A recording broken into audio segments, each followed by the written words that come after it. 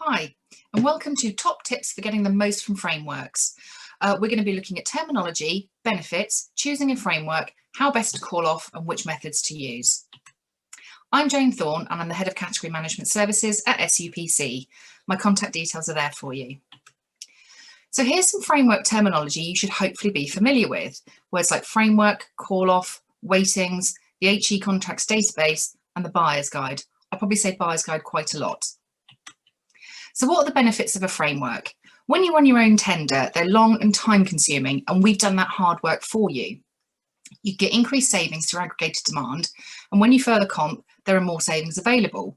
You know the suppliers are pre-approved and pre-vetted, and you get active contract management support from the lead consortium. So we can have those difficult conversations that you don't want to have. So how do you choose a framework? I would say read the buyer's guide. It will tell you if you can access the framework, if the framework will meet your specification, what options there are available, and how to run a further competition. But you can always contact your consortium if you need any assistance. By and large, there are 3 award methods available: direct award, desktop exercise, and further competition. You can direct award to a single supplier or a single supplier on a ranked framework, but do bear in mind, not all frameworks are ranked. The desktop exercise is an Excel spreadsheet containing the original scores and weightings from the framework, and you can adjust those weightings as you see fit for your institution's requirements. Don't adjust them by more than is allowed. And further competition. This is the longest and most complicated method, but really can bring the best rewards. So when should you direct award? If your demand and your requirements can be easily met by the specification, you can direct award. You can't make any changes to the terms and conditions of the call-off, so you need to keep it exactly as is. If the pricing is relatively clear, you can direct award. If it's a single supplier, you can automatically direct award to that supplier. Or if it's a ranked agreement and the number 1 supplier can't meet your needs, you can move to the number 2 supplier.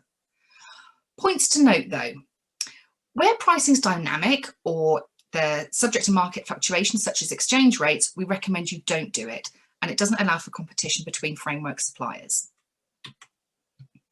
So when should you conduct a desktop exercise?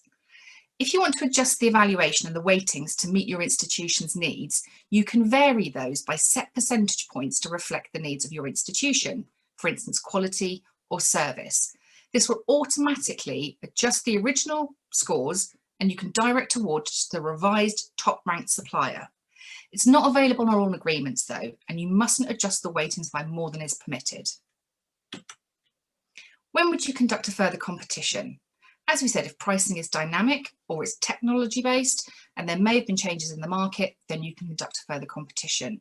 If you've got very unique or bespoke requirements, or you want to change the call-off terms, you should use a further competition then.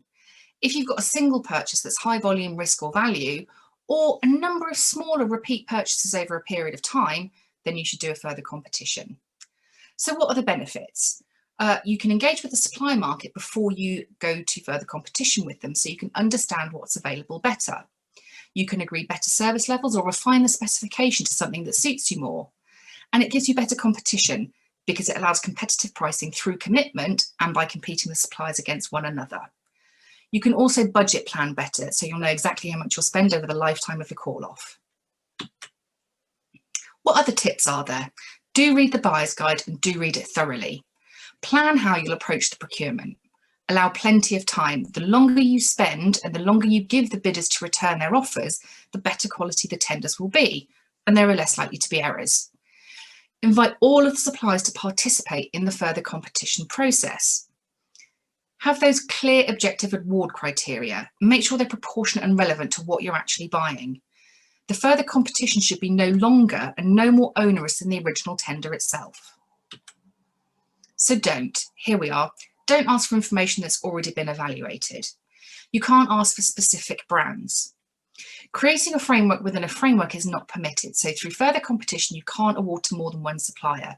So you couldn't, for instance, award to 3 suppliers from 7. And you must invite all available and all permitted bidders to bid on your work. Don't significantly vary the call-off terms. This could be challenged as a manifest change. So what other framework tips are there? Framework pricing is always the maximum you'll pay. It will never go above that framework pricing. but if you complete your requirement, you'll likely make further savings. When you've completed your process, provide objective feedback to the suppliers. It's essential for driving improvements through the framework, and it helps the framework suppliers improve their performance for other institutions. When you give the supplier purchase orders or call-offs, make sure you reference the framework agreement and a purchase order number so you can ensure that it's on framework terms and conditions. Before you go to mini-comp, I'd also recommend you agree some SLAs or put some key performance indicators within your tender so you know exactly what your bidders are going to do. So, getting the most from frameworks. Use the resources that are available to you. Read the buyer's guide and read it fully. You'll get best value that way. Get involved. You can speak to us or your lead consortium or the framework manager. And make sure the suppliers compete for your business. You will honestly get the best value. So there are resources available. I'll be around for the rest of the day for Q&A. So if you've got any questions, do hang around. I think they're available in the chat function. Thanks for listening.